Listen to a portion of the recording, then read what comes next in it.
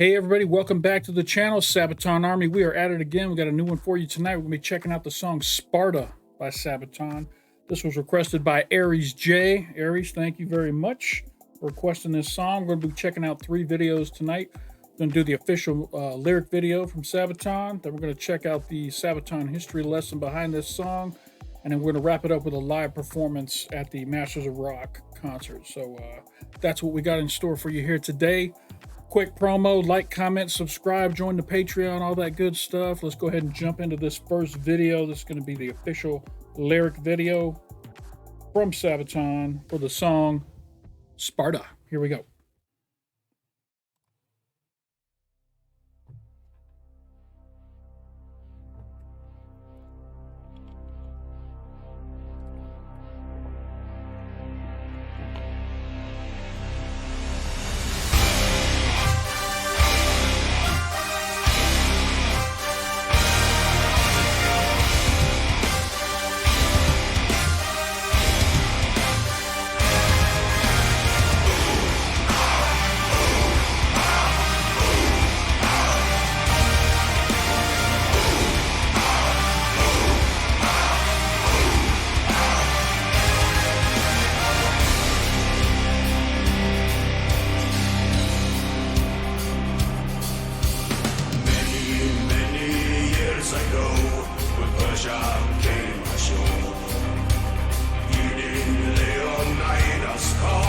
The Spartans went to war.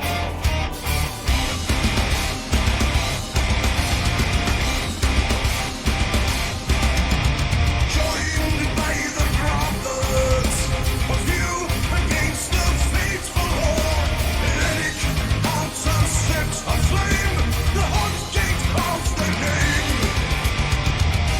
The final stand, some the Persians still in hand.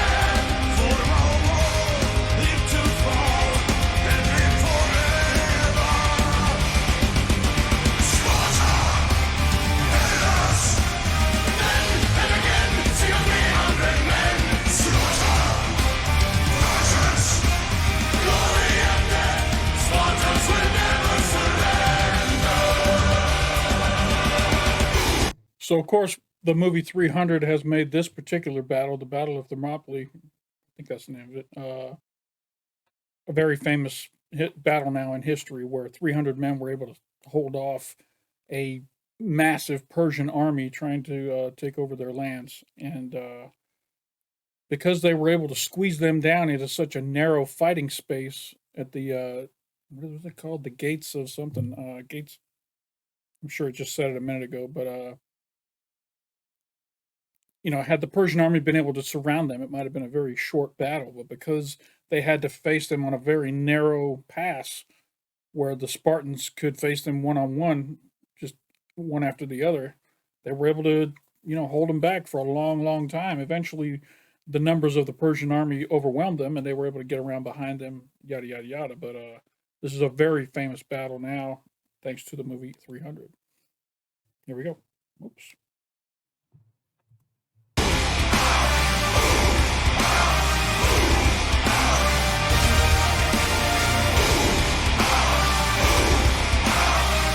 By the way, if you haven't seen the movie 300, really, you need to go check it out. It's kind of a masterpiece in theater. It's a completely different style of film shooting, and it was very artistic and beautiful the way they did it. There's not a lot out there like it as far as the type of shooting style that they did filming that movie. And it really tells the story well. Very great movie. Check it out if you haven't seen it.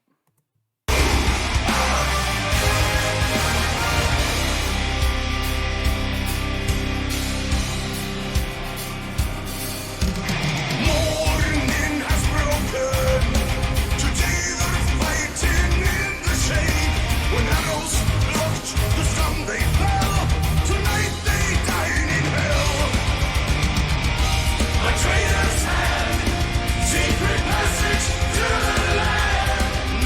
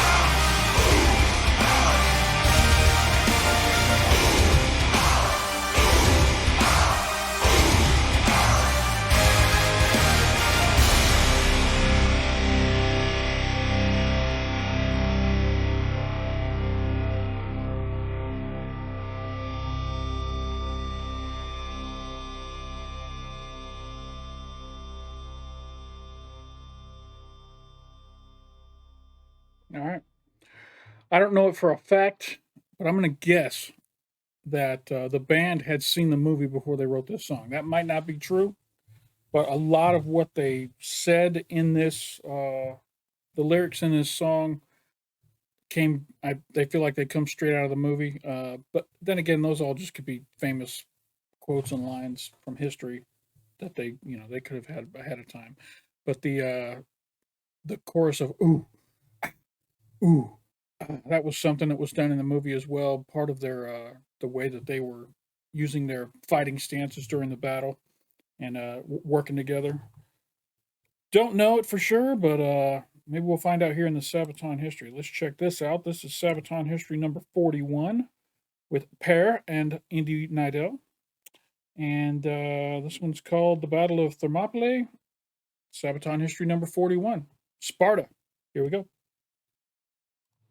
Sparta. Oh, what can I say? Hardcore.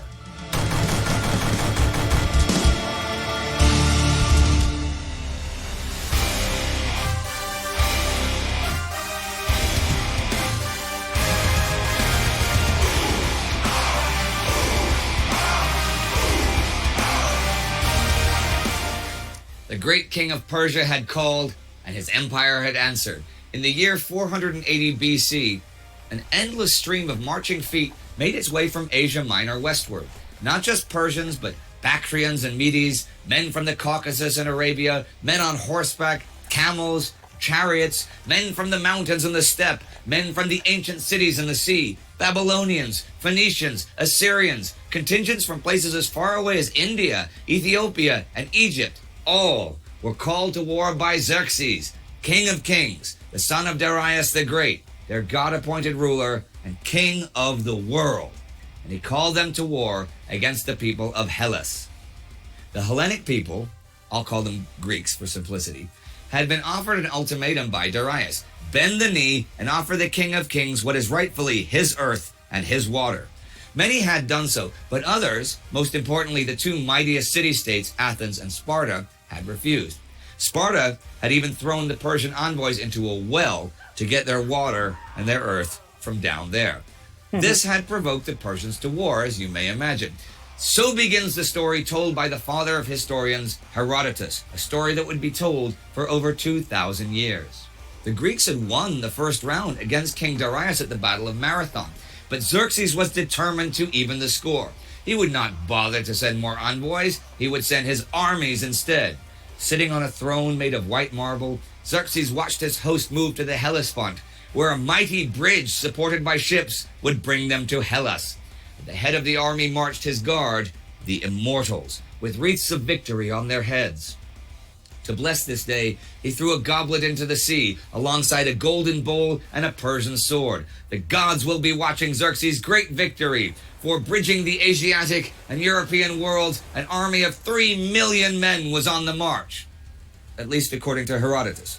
Modern historians narrow that force down to a maximum of 250,000 men, which is still really massive for the time, and it was an enormous feat of logistics to keep them supplied. While many northern Greek cities cooperated with the Persians for fear of being destroyed, Athens and Sparta had made a pact with each other. The powerful triremes of Athens would challenge the Persian fleet, while Sparta would march out to meet the Persians in the field.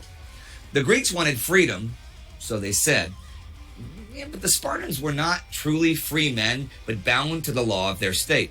Only a small fraction of Sparta could call themselves Spartiates. Those were the citizens of Sparta, the ones allowed to vote, who reigned over the Periokos, the free neighbors, and the Helots, the servant class. Spartiates were the warrior class, disciplined by a system of rules that set them apart from other men. They were not permitted to own silver or gold, were not allowed to trade or take a profession. Instead, they trained their whole lives to serve the state, a training which only the strong, the cunning, and the tough would survive. Their bodies and minds were toughened by a lifetime of military drills and athletics. By the time of Xerxes' invasion, there were only around 8,000 adult male Spartiates. They were few, but they were professionals. They wore their hair long and a proud scarlet coat, and were capable of carrying out the most complex of military maneuvers with ease. It was already late July, and autumn was not too far off with the strong storms of the Mediterranean. Xerxes had to move if he wanted to keep up with his supply fleet. The Spartans went north to meet the Persians, but could only bring a portion of their forces, since the holy festival of Carnea was around the corner, which forbade the Spartan host to go to war. Only 300 Spartiates, led by their king Leonidas, were sent northwards. Each Spartiate was personally chosen by the king and had to have a living heir, since there was a good chance he was not coming back. Now, they were accompanied by around 1,000 Periokoi and Helots, and were soon joined by other allied contingents, mostly Thebans and Thespians. So, around 3,000 men assembled at Thermopylae, the hot gates. Thermopylae got its name from being near sulfuric hot springs. In terms of technical warfare, the Spartans did not fight much differently than their fellow Greeks, but much differently than the Persians. The Greeks favored the shield wall of tightly packed, heavily armored warriors, who were to stand as a single block, relying on weight and solidity of their formation. The armor was extremely heavy, especially compared to the Persians. Corinthian bronze helmets covered their head fully, but for the characteristic T. Their composite leather breastplates and shoulder corselets were reinforced by metal scales and sheets. The large shield was covered with bronze and known as the hoplon, making the warrior a hoplite. On it, the Spartans bore the lambda symbol for Lacedaemon, the Greek name for Sparta. Armed with a 6-foot spear and with a sword for close-quarter combat, they were the most formidable of opponents. Joined by the brothers of you against the faithful horde. Hellenic mountains set aflame, the hot gate of their name. While the Spartan right flank was guarded by the sea, the left was blocked by the steep slopes of Mount Kalidromos. There was even an ancient wall guarding the pass. It was the perfect place for hoplite warfare. Coming south from Macedonia, the first Persian scout who approached the hot gates told Xerxes of a group of half-naked men readying themselves for battle and seemingly unbothered by the large host assembling in front of them. Xerxes wanted them swept aside and ordered a frontal attack because of a lack of tactical choices and, well, a lack of patience, okay? On the 18th of August, 480 BC, the battle began. The Persian host, though, they were used to battles in vast open areas or in mountains where speed and agility brought the advantage. Much of the Persian force was only lightly armed with short spears, daggers. They had wicker shields. Their main weapon was the bow, not the sword.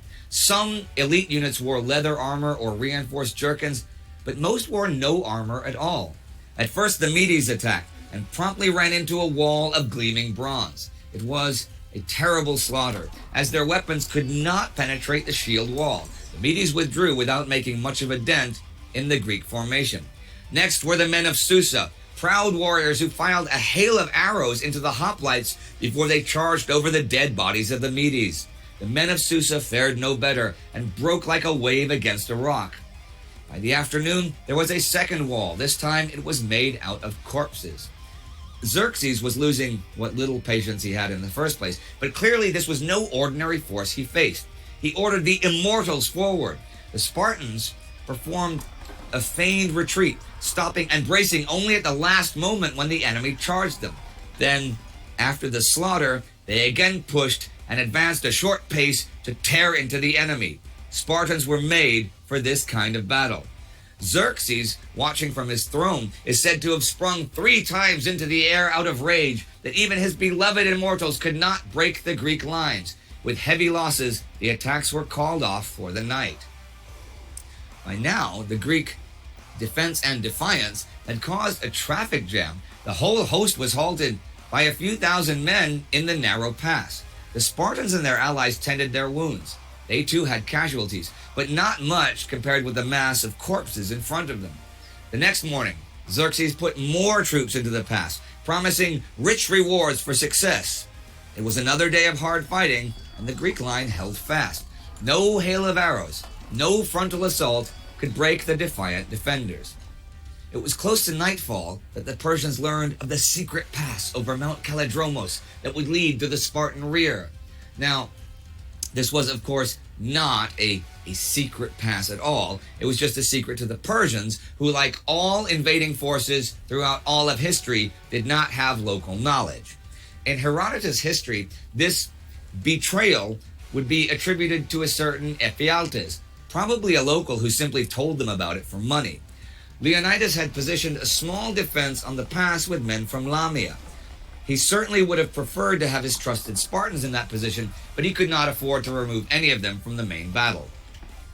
And though the men of Lamia had just one job, to keep an eye out and warn the Spartan king in time if the Persians were coming, they messed it up. They got totally surprised during the night. News that the immortals were upon them reached Leonidas too late. Their rear was in danger, and even if they fled, the Persian horsemen would pursue them. But since the word flight did not exist in the Spartan lexicon anyways, Leonidas offered his allies a withdrawal option, while his Spartans would hold the Persians off as long as possible. Send a message to Sparta to tell them how they died. Still, many men chose to stay with the Spartan king, so their numbers were still around 1,200 men strong. Leonidas told the remaining men to have a good breakfast, because tonight they would dine in Hades.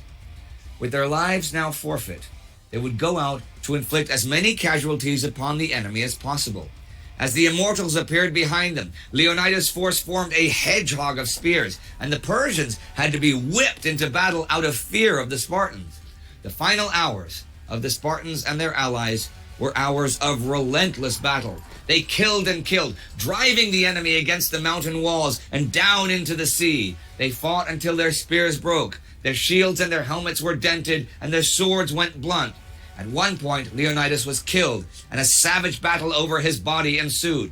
The Persians trying to claim his body as a trophy, and the Spartans desperately fighting for the honor of their king. It is said that 2 of Xerxes' brothers died in the attempt before the Persians retrieved the body.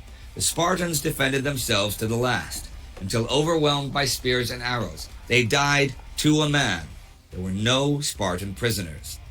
By midday of the 3rd day, it was all over. Xerxes himself went down to inspect the battlefield. He cut off the head of Leonidas and impaled it on a spear for his army to see. The Spartans were mortal. The Spartans could be killed. But their last stand had given the Persians a taste of what was to come. Greece was not a pushover. The war was far from over and would eventually be decided at sea and on the battlefield of Plataea in Greek favor. But the last stand at Thermopylae, at the Hot Gates, was a symbol to the rest of Hellas, a rallying call, and a legend to stand through the centuries. As for the Spartans and their bravery and their might, after the war there would be a plaque at Thermopylae bearing the words, "Tell them in Lacedaemon, passerby, that here, obedient to their laws, we lie."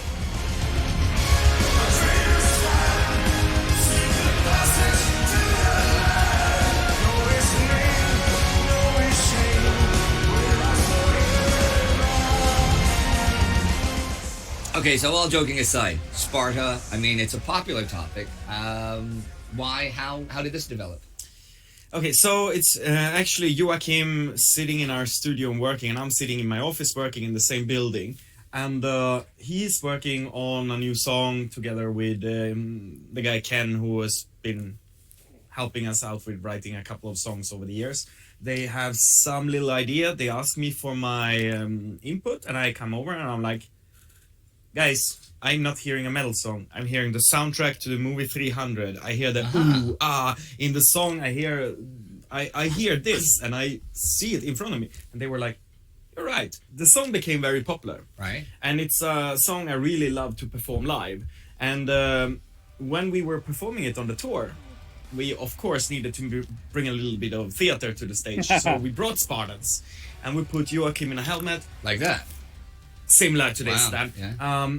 He was wearing it, and he was wearing the costume, maybe not the only the Oh, yeah. Well, you know. but he was wearing the helmet, and he was trying to sing the song, and he was always complaining because inside of this one you will hear very, very strange noises, and it will distort your voice, and you can't really take the tones perfect or So hit it the did. notes. It did semi mess up the actual. Ah, You know? yeah. So Joachim was not really happy about singing inside of a helmet, and since then we have not sing from a helmet. But what about the actors playing Spartans and stuff? They That were must have been interesting. Yeah, we had a couple of our crew members who really enjoyed it. Yeah. And obviously they needed because they barely wear any clothes under that. Oh, yeah, of So course. they needed to be a little bit fit. So we needed to carefully select the toughest crew members who could wear the spears and the shields. Look at that. Oh, look at those bodies, huh?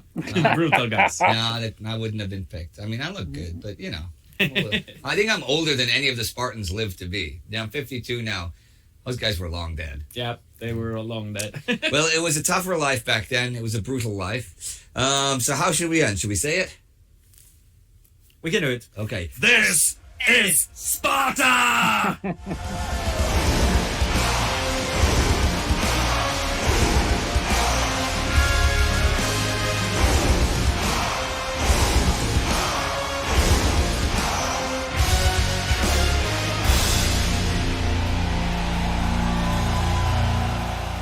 Alright everybody, that's it for today. Hope you enjoyed this week's episode of Sabaton History Channel. Don't forget to subscribe, don't forget to become a patron, and see you soon. All right, that was Sparta, the history. Didn't really learn too much there because, like I say, you learn most of that stuff just by watching 300. And it sounds like I was right. This was inspired by the movie 300, and that's probably why it had so many similarities to the movie. Again, if you haven't seen it, for goodness sake, do yourself a favor and get some popcorn, sit down, and enjoy the movie 300. It is very, very good. The sequel I didn't like too much, but the original movie was really well. Okay, this is, I'm going to check out the live performance. This is live at Masters of Rock in 2017. Looks like we got a massive rowdy crowd there, and I'm sure Joachim will get them all stirred up. Here we go.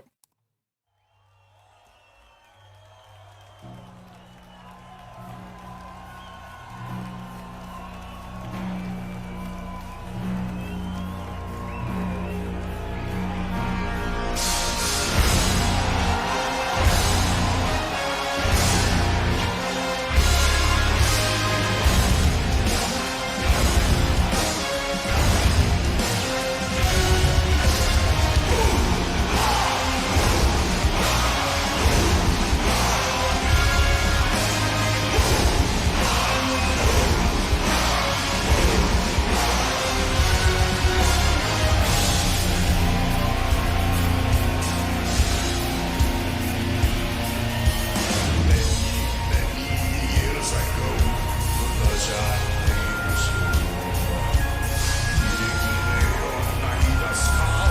the Spartans went to war.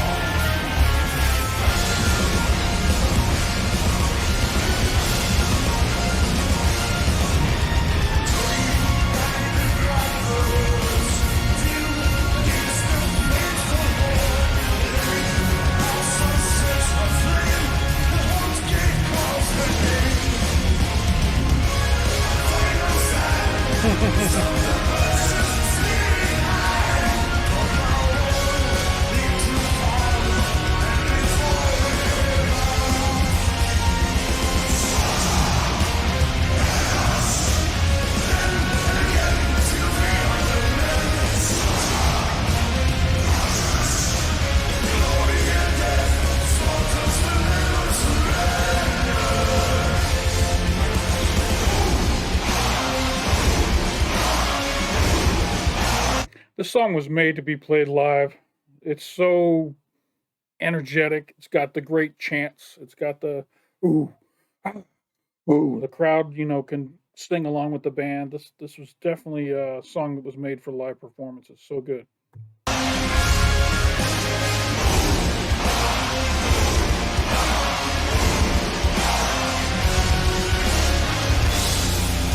I also love that they have a full orchestra behind them there. That really adds to the atmosphere of the songs when you have a full orchestra. Very cool.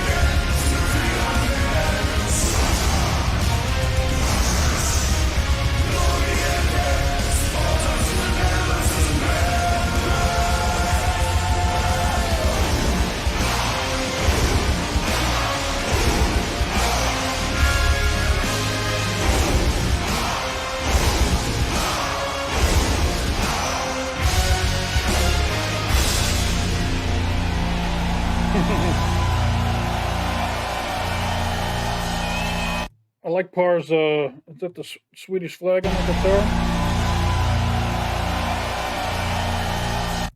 Yeah, he's got the Swedish flag guitar there. That's pretty cool.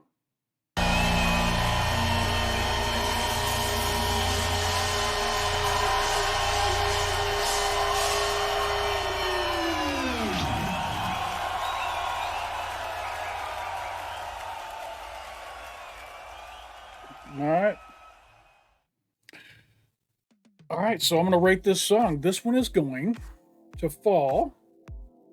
Damn, is this in my top 10? This is probably like right there knocking on the door of top 10. This is either like 10 or 11 in my list. I enjoyed it. The live was great.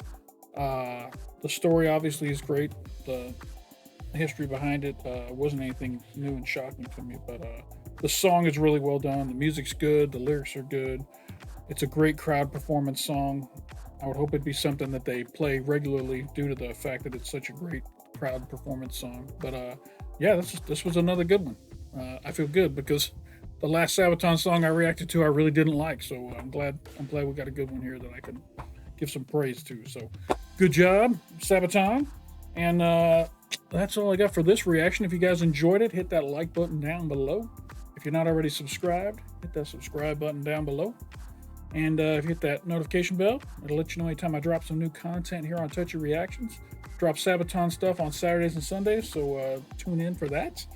And if you're the type of person that could support a small channel trying to grow out here in the big ocean that is YouTube, then hit that link up in the corner and join the Patreon, where you'll get early access to all my videos as soon as they get edited. They go up on Patreon. You also get access to polls where you can help me decide which songs are going to get reacted to next. And thank you to all my patrons. Thank you to all my subscribers. Thank you to all of you that have been communicating with me in the comments and keeping this channel growing. I appreciate all of y'all. And that is all I got for this video. So, hey, appreciate you stopping by. And don't forget to come on back.